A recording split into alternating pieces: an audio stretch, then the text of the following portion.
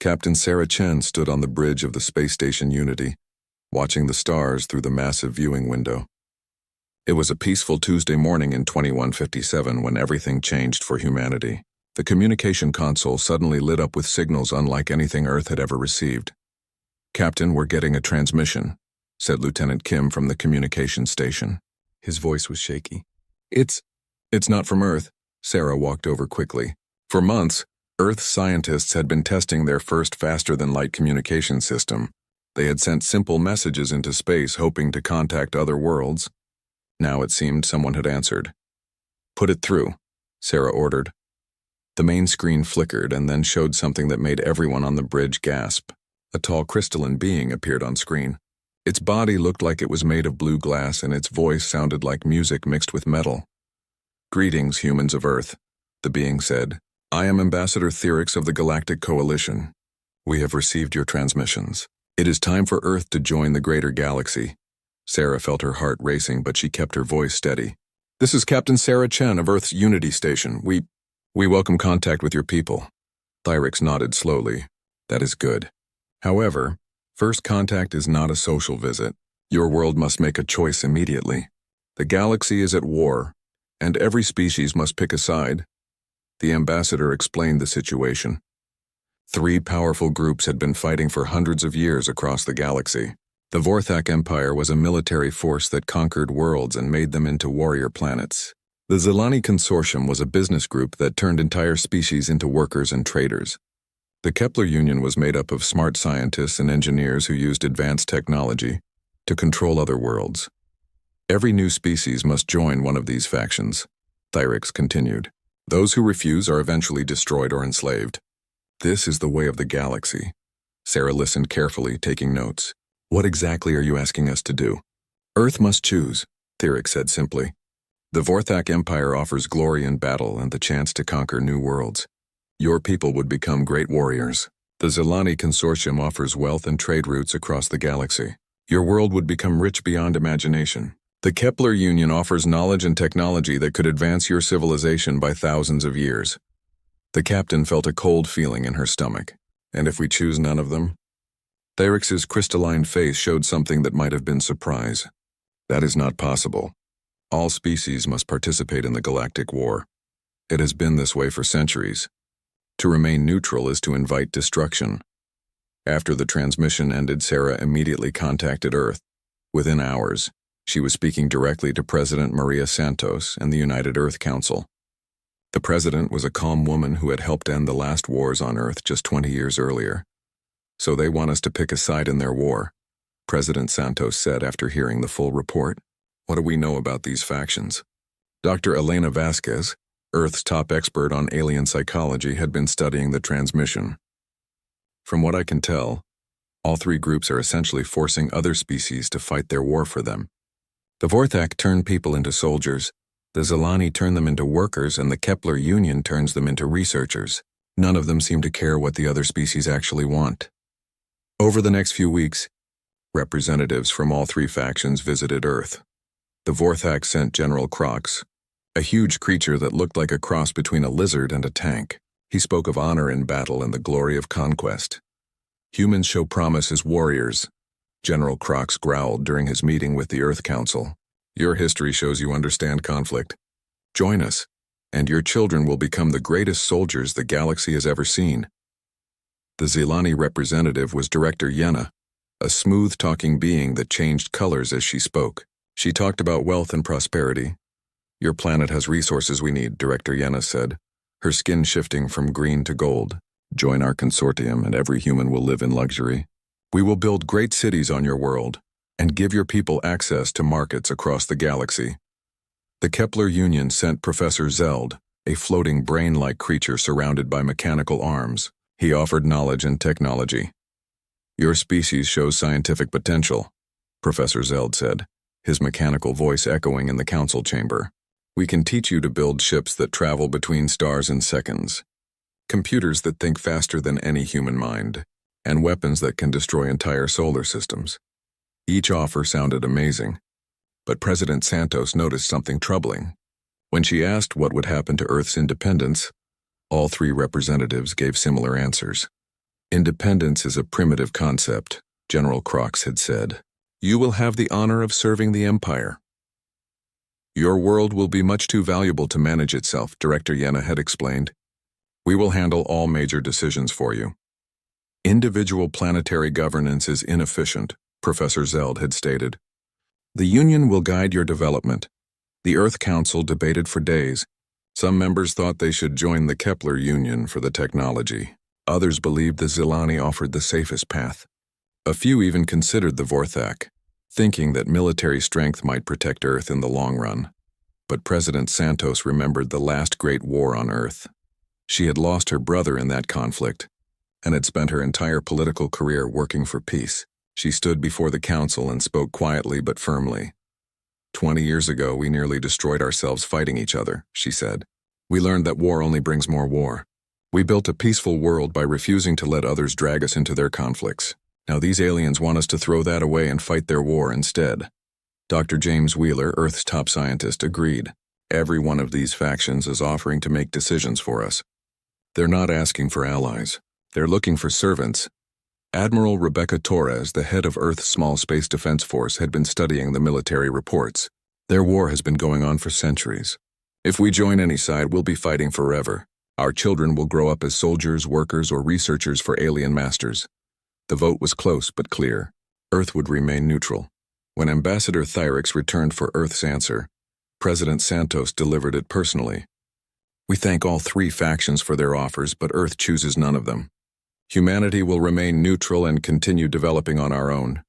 Thyrix's crystalline form seemed to flicker with shock. This is impossible. No species has ever refused to join the war. Then we'll be the first, President Santos replied calmly. You do not understand, Thyrix said, his musical voice becoming harsh. Neutrality is not an option. The war will eventually reach your sector. Without allies, you will be defenseless. President Santos stood straight and looked directly at the alien ambassador. Then we'll defend ourselves. Humanity has had enough of war. Thyrix was silent for a long moment. Then he spoke slowly. I will report your decision to the factions. But I warn you, humans of Earth, the galaxy does not permit neutrality. You have made a dangerous choice. As Thyrix's ship left Earth's orbit, President Santos watched from her office window. She knew that their peaceful life was probably ending. But she also knew that some things were worth fighting for, and the right to choose their own path was one of them. Earth had spoken. Now they would have to live with the consequences. 5 years had passed since Earth rejected the alien factions, and humanity had used every day wisely. Dr. James Wheeler stood in his laboratory on Mars Colony, watching his latest fusion engine test. The blue flame burned steadily in the vacuum chamber, producing more power than anything Earth had built before. The output is incredible, said his assistant, Dr. Park. This engine could power a ship to the nearest star in just 3 months. Wheeler nodded, but his mind was on other things. Earth wasn't just building faster ships. They were preparing for war even though most people didn't realize it. Every new technology had two purposes: helping humanity grow and keeping humanity safe. Back on Earth, Dr. Yuki Tanaka was making her own breakthroughs. Her medical research had found ways to make humans stronger, faster, and able to heal more quickly. She told the public it was for colonists working in dangerous environments. She didn't mention that it would also help soldiers survive in battle. The new treatments are working perfectly, Dr. Tanaka reported to the Secret Defense Committee. Humans can now work in high gravity, survive in thin air, and recover from injuries twice as fast as before. Admiral Rebecca Torres listened to these reports in her office deep below Earth's surface. As head of the Space Defense Force, she knew the real situation. Earth was living on borrowed time. Show me the latest intelligence, she said to Captain Chen, who now worked as her intelligence chief. Sarah activated the holographic display. It showed a map of nearby space with red marks indicating battle zones. The war is getting worse. In the past year, 17 species have been completely enslaved. The Altarian Republic tried to stay neutral like us. The Vorthak Empire wiped out half their population and turned the rest into soldiers. Torres studied the map grimly. The red zones were getting closer to Earth. What about the refugees? 3 ships this month, Sarah replied. We're following protocol. Medical aid, supplies, then they move on to the outer colonies. But the stories they tell... The refugees had brought horrifying news. The war wasn't just about conquest anymore. The three factions were competing to see who could be most brutal. Entire planets were being strip-mined until they were lifeless rocks. Alien children were taken from their families and trained as soldiers before they could even walk.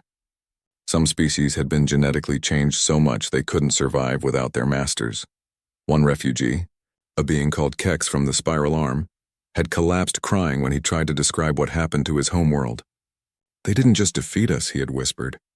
"They made us forget who we used to be." Torres had been using these intelligence reports to plan Earth's defense. The aliens built huge ships and fought in massive fleet battles. They expected their enemies to do the same. But humans had different ideas. "How many mosquito fighters do we have ready?" Torres asked. 4,000, Sarah replied. "They're small, fast, and almost impossible to detect. Each one can carry enough firepower to damage a capital ship." "And the Hornet missiles?" 12,000 deployed across the asteroid belt. "They look like space rocks until they activate." Torres smiled slightly. The aliens thought in terms of massive fleets and direct confrontation. Humans thought like wolves hunting much larger prey. They would strike from shadows, hit weak points, and disappear before the enemy could respond. Meanwhile, Earth's colonies were growing rapidly. Mars now had 2 million people. Europa had 500,000. And dozens of asteroid mines were fully operational. But these weren't just colonies, they were fortress bases, each one capable of defending itself and supporting Earth if needed. President Santos, now in her second term, was visiting the Europa colony when the next alien message arrived. She was touring the underground cities when Admiral Torres contacted her through secure communication. "Ma'am, we've received another transmission from the Vorthak Empire. They're not happy." Santos sighed. She had been expecting this. "What do they want now?" "General Kroc says Earth has 72 hours to reconsider our position.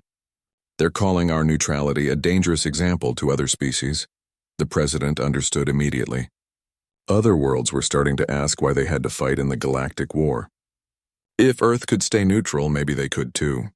The three factions were worried that their supply of forced allies might dry up. "What's our official response going to be?" Santos asked. "The same as always," Torres replied. Polite but firm refusal.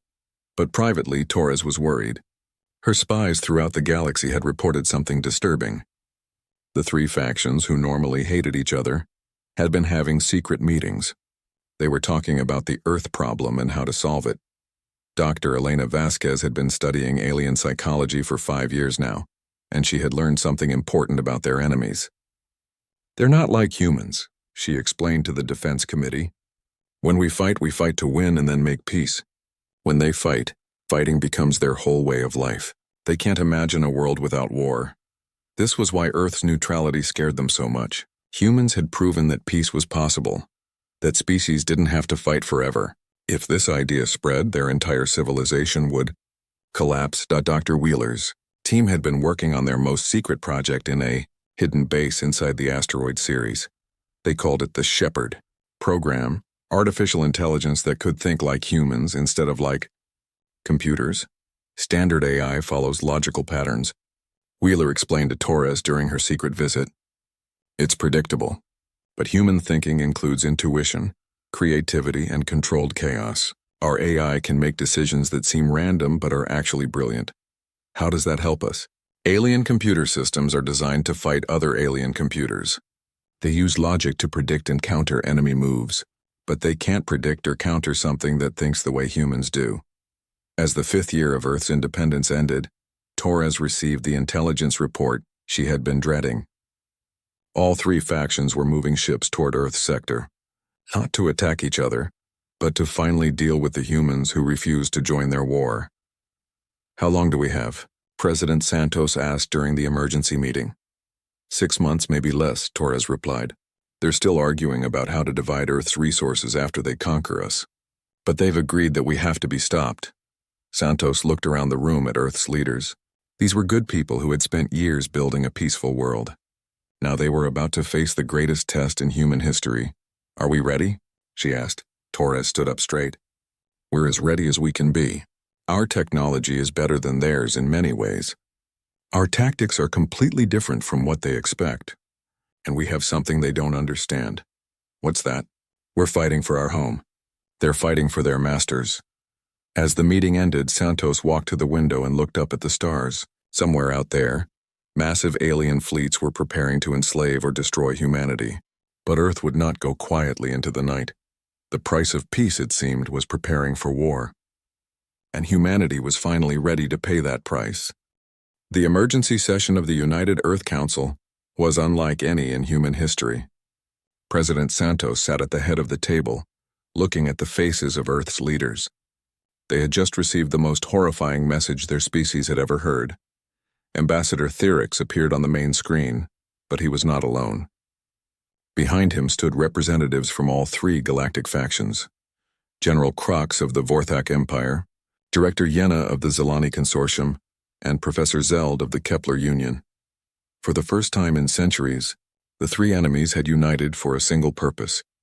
"Humans of Earth," Theryx began, his crystalline voice colder than space itself. "The three great powers of the galaxy have reached an agreement regarding your world." Santos felt her blood turn to ice, but she kept her expression calm. "We're listening." General Crox stepped forward, his massive form filling the screen. "Your refusal to join the galactic war has become a problem. Other species are starting to believe that neutrality is possible. This cannot be allowed." Director Yenna's skin shifted from gold to deep red as she spoke. "You have 72 hours to choose a faction. Any faction. This is your final chance." Professor Zeld's mechanical arms moved as he delivered the rest of the message. "If you continue to refuse, corrective action will be taken. Your adults will be relocated to labor facilities on distant worlds. Your children will be removed and raised as soldiers, workers, or researchers depending on which faction claims them." Santos felt the words hit her like physical blows. Around the table, she could see the same shock and horror on every face. They weren't just threatening to conquer Earth. They were threatening to take human children away from their families. "You have made us do this," Theryx continued. "Your example threatens the stability of the galactic order. Other species must see what happens to those who refuse to participate." The transmission ended, leaving the council chamber in terrible silence. Dr. Elena Vasquez was the first to speak, her voice shaking with rage. "They're threatening our children. They're talking about taking babies and turning them into slaves." Defense Minister Robert Kim slammed his hand on the table. "This is beyond warfare. This is genocide." Santos looked around the room. Some members looked terrified, others angry, but all of them looked determined. "We need to consider our options carefully. The survival of our species depends on what we decide in the next 72 hours. The debate that followed was the most intense in Earth's history. Some council members argued for submission, pointing out that humanity couldn't possibly fight three galactic superpowers at once. Others insisted they should choose the least horrible faction and hope for the best. "The Kepler Union might be our best choice," suggested Science Minister Dr. Anderson. "At least they value intelligence. Our children might have better lives as researchers than as soldiers or laborers." "There is no good choice here," Admiral Torres replied firmly. "All three factions are talking about taking our children away from us." "That's not negotiable." Dr. Vasquez had been studying the psychology of the alien message. "I need to tell you something important," she said. "This isn't just about controlling Earth. They chose the worst possible threat they could make." "What do you mean?"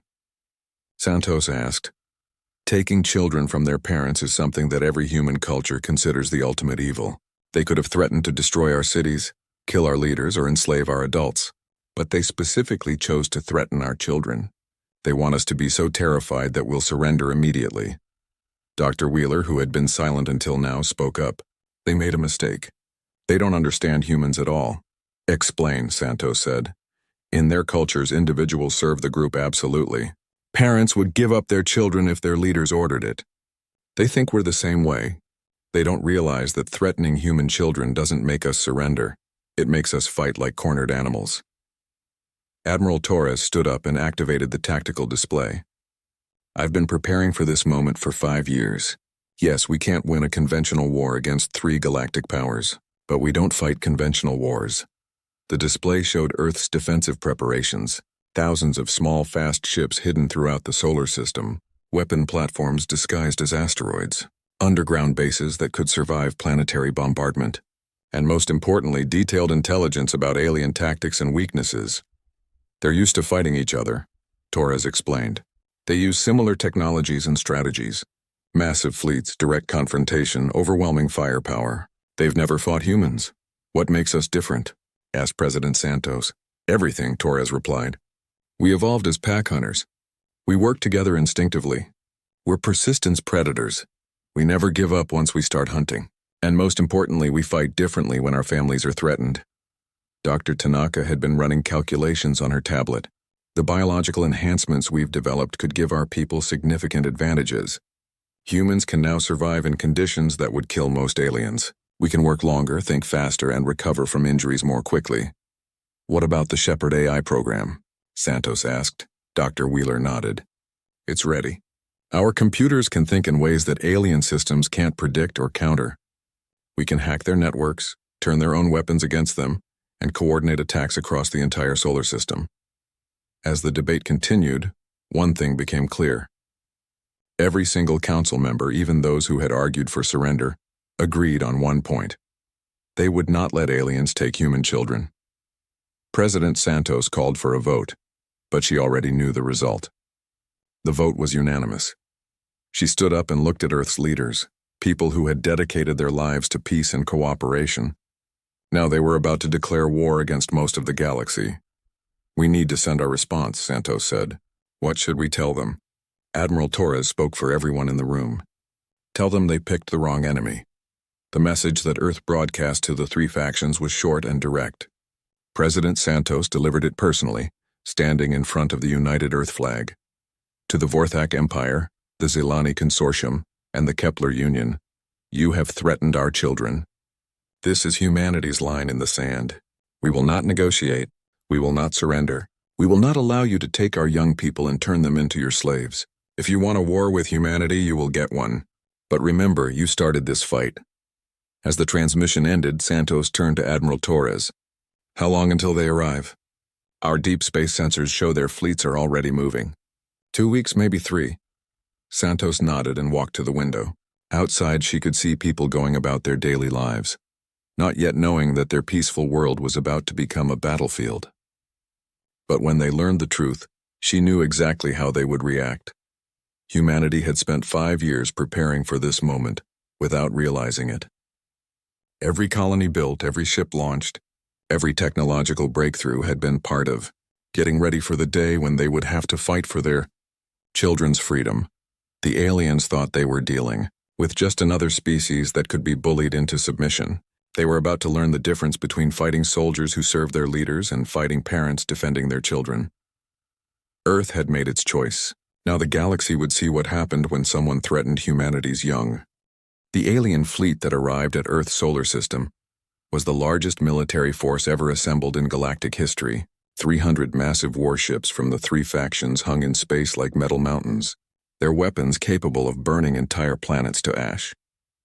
General Krok stood on the bridge of his flagship, the Eternal War, watching Earth through the view screen. The small blue planet looked so peaceful, so helpless. This will be quick, he told his officers. One demonstration of our power, and the humans will surrender.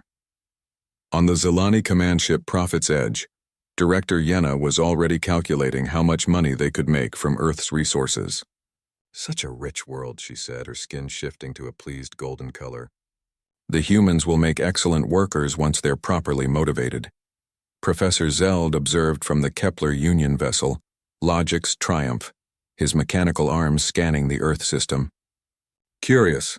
I detect no large defensive fleets. Perhaps the humans have already accepted their fate. They were all wrong. Captain Sarah Chen sat in the cockpit of her fighter, the Defiant, hidden inside a hollowed-out asteroid near Jupiter. Around her, 3,000 other human pilots waited silently. They had been there for days, watching the alien fleet arrive, learning their patterns. Remember, Chen spoke into her communicator, we don't try to match their firepower. We're mosquitoes hunting elephants. Hit fast, hit hard, disappear.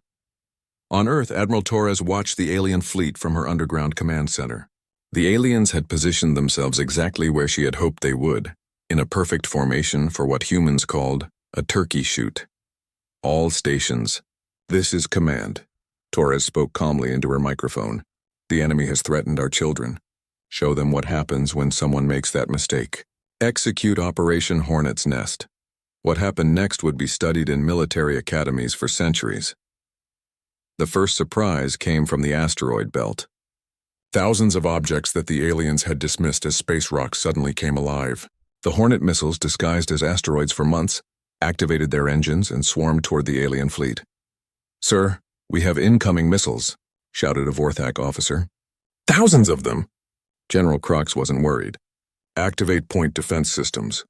These primitives think they can hurt us with simple rockets." But the Hornets weren't simple rockets. As the alien defensive systems began shooting, the missiles suddenly changed course in ways that violated everything the aliens knew about physics. They moved like living things, dodging and weaving through defensive fire.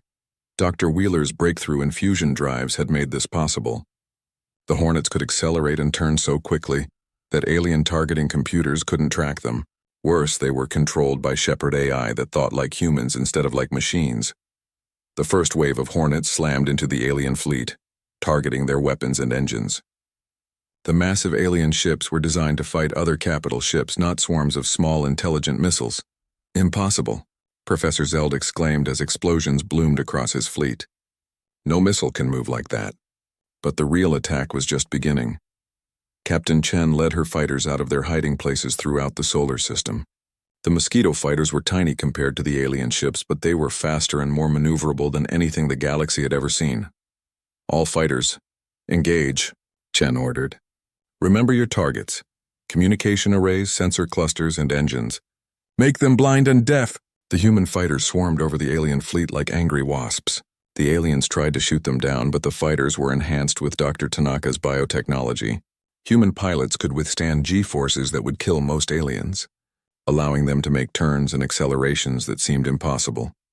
Lieutenant Rodriguez pulled his fighter through a spiral that would have liquefied a Vorthak pilot, then fired a particle beam directly into a dreadnought sensor array. "Target down!" "They can't see us coming from the port side." The aliens had never faced anything like this. Their massive guns couldn't track targets moving so fast and unpredictably. Their shields were designed to stop other capital ship weapons, not swarms of small craft attacking from every direction. But humanity's secret weapon wasn't just technology, it was psychology. Dr. Vasquez had spent years studying alien warfare, and she had discovered something crucial. Alien military thinking was rigid and hierarchical. When their commanders gave orders, subordinates followed them exactly, even if the situation changed. Human military thinking was different. Every pilot, every ship captain, every soldier was trained to adapt and improvise. When the situation changed, humans changed with it. "This is Defiant," Captain Chen radioed to her squadron. "The enemy flagship is trying to retreat behind that moon. Wong, take your group and cut them off. Miller, hit their engines before they can jump to hyperspace." The pilots immediately understood and adapted their attack. No alien commander could coordinate such complex maneuvers in real time, because alien crews weren't trained to think for themselves. Meanwhile, Earth's most secret weapon was activating. The Shepard AI systems began infiltrating alien computer networks, using the chaos of battle to slip past their defenses. "Shepard 1 is inside the Vorthak network," reported Dr. Wheeler from his control center. Beginning data corruption and system takeover. The AI didn't just hack alien computers, it understood them in ways their creators never intended. Shepard AI could predict what alien systems would do because it understood the logical patterns they followed. Then it could disrupt those patterns in ways that seemed random, but were actually devastating. On General Crox's flagship, weapon systems began firing at their own ships. "What's happening?" he roared. "Sir, our computers are malfunctioning," his technical officer replied. "They think our own ships are enemies." "Fix it." "We're trying, but the system keeps changing." It's like it's thinking for itself. Similar chaos was spreading through all three fleets. Zilani ships found their engines shutting down randomly. Kepler Union vessels had their sensors showing false targets everywhere. The aliens' greatest advantage, their superior technology, was turning against them. But the most devastating blow came from an unexpected source. On the bridge of Earth's flagship Indomitable, Admiral Torres received a message from deep space. "Admiral, this is Captain Foster on the Ranger. We've captured a Vorthak communication ship. The prisoners are asking to surrender." Torres smiled grimly. Patch me through to them. The alien communication officer appeared on screen, his reptilian features showing pure terror. Please, human leader, we surrender. We didn't know. We thought you were just another weak species. What didn't you know? Torres asked. We didn't know you were you. Our commanders told us humans were cowards who would surrender as soon as we arrived. They said you had no real weapons, no real defenses. They didn't tell us you fight like what? Like demons. Like creatures from our worst nightmares. Your ships move like living things. Your weapons think. Your pilots do things that should kill them, but they just keep fighting. Torres leaned forward. Listen carefully. Send this message to your fleets. Humanity is offering terms for surrender.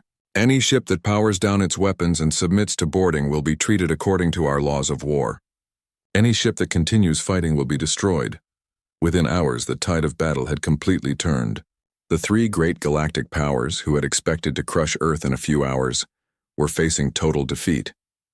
Some alien ships tried to flee, but human forces had positioned themselves throughout the solar system. There was nowhere to run. Some tried to fight to the end, but human tactics made traditional space warfare impossible. The aliens couldn't adapt fast enough to counter humanity's fluid, creative approach to combat. Most chose surrender. By the end of the day, Earth's solar system was filled with disabled alien warships. The largest military force in galactic history had been defeated by a species they had considered primitive. Admiral Torres stood on the bridge of her flagship, looking at the tactical display. Green lights showed captured alien vessels. Red lights showed the few ships that had been destroyed when they refused to surrender. Ma'am, Captain Chen reported from her fighter. We're receiving surrender signals from the remaining ships. The alien commanders are requesting permission to speak with you. Torres nodded. Tell them we'll talk. But first they need to understand something. They came here to take our children. That was their biggest mistake.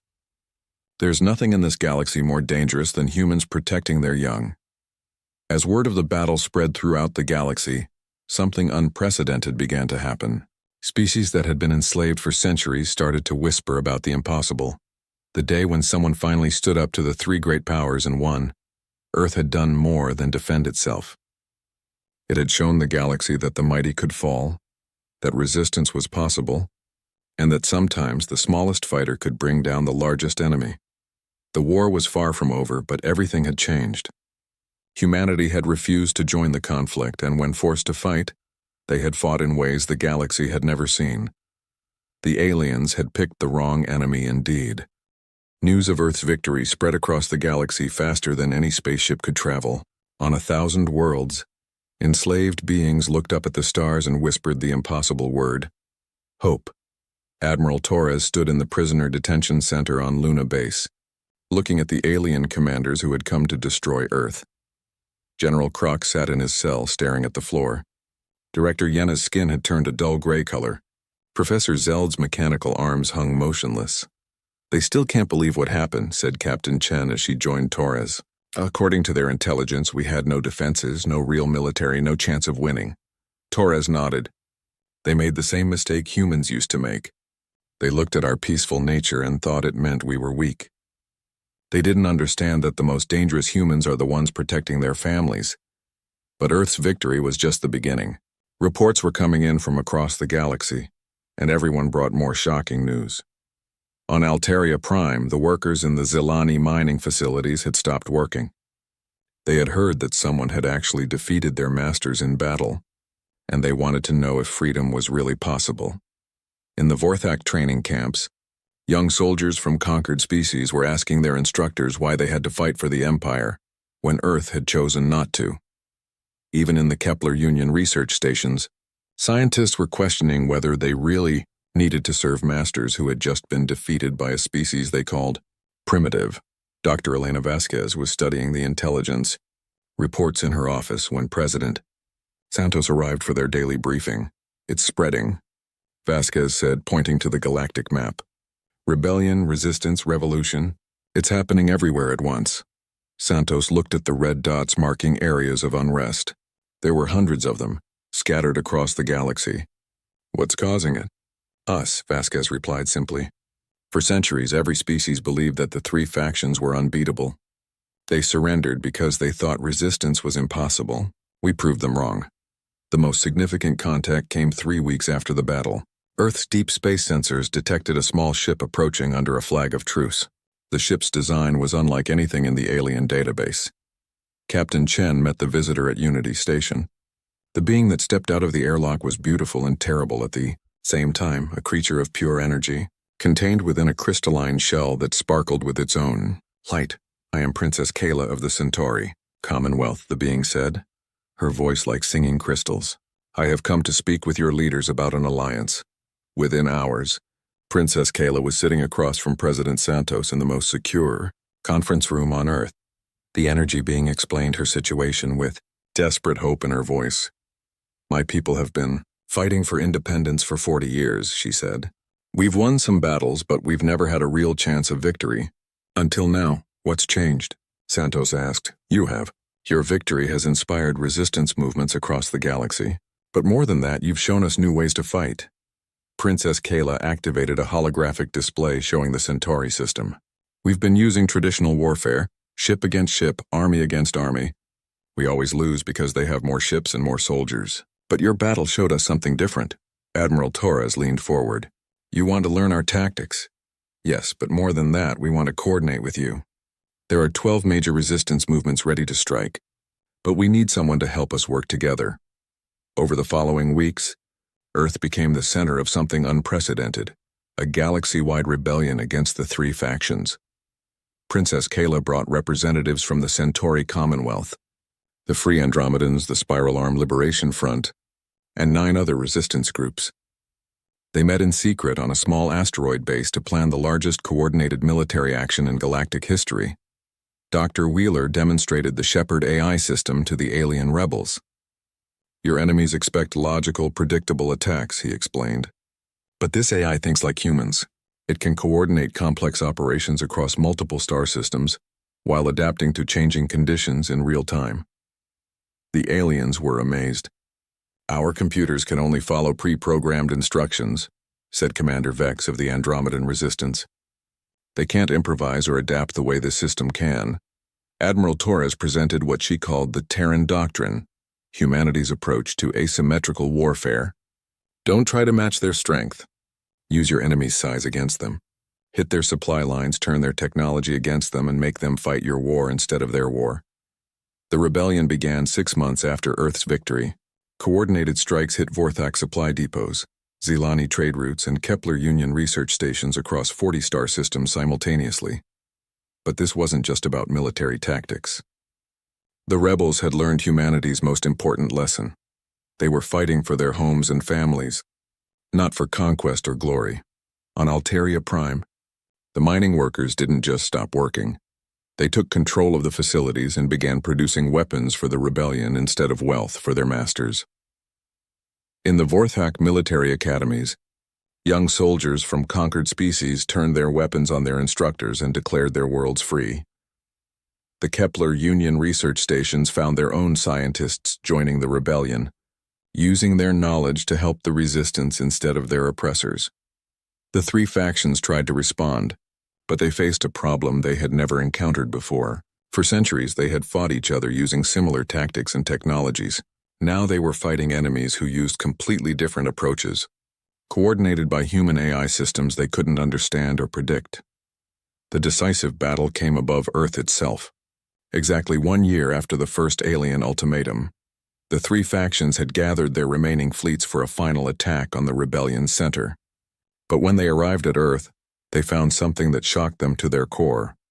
The planet was defended not just by human ships, but by vessels from dozens of species, Centauri energy fighters, Andromedan stealth cruisers, Altarian converted mining ships, and many others. Admiral Torres stood on the bridge of the Indomitable, now flagship of the Galactic Liberation Fleet. Around her, alien officers worked alongside humans, all of them united by a common cause. This is Admiral Torres of Earth to all faction fleets, she broadcast on all frequencies. You are outnumbered, outgunned, and out of time. Your enslaved worlds have risen against you. Your own people are joining the rebellion. This is your last chance to surrender. The response came from General Craw, who had somehow escaped from Luna Base and retaken command of a Vorthak fleet. Humans, you have destroyed the galactic order.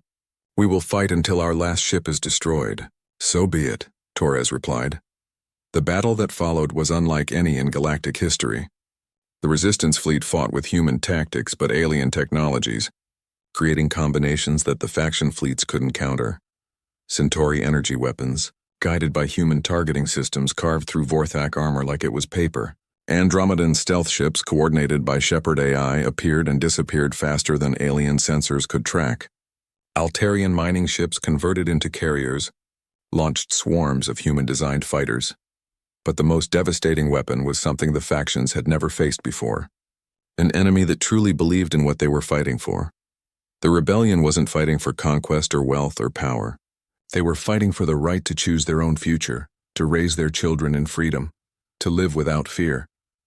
Within hours, the faction fleets were in full retreat. The galactic war that had raged for centuries was finally ending. 3 months later, Ambassador Thyrix returned to Earth, but not as a representative of the factions. The crystalline being now spoke for a coalition of former faction worlds that wanted to negotiate peace. The 3 factions have agreed to a ceasefire, Thyrix announced to the United Earth Council. They request that Earth mediate a peace treaty. President Santos, now recognized as the leader of the Galactic Rebellion, stood before representatives from 50 different species attending via quantum communication.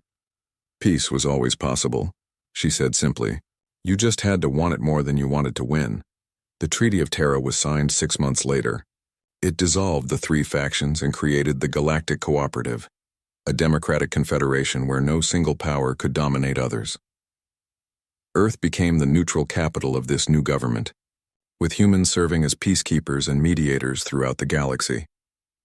Dr. Wheeler's final research log summed up the whole amazing story. The aliens said neutrality was impossible. They were wrong. What was impossible was staying neutral once they threatened our children. Humanity doesn't start fights, but we finish them. Years later, human ships bearing the emblem of the Galactic Cooperative could be seen throughout the galaxy, helping to maintain the peace that Earth's refusal to fight had ultimately created. And on every ship, in every human colony, in every school where human children learned about their history, there was a simple plaque with 5 words that reminded everyone what happened when someone made the mistake of threatening humanity's young. Never again.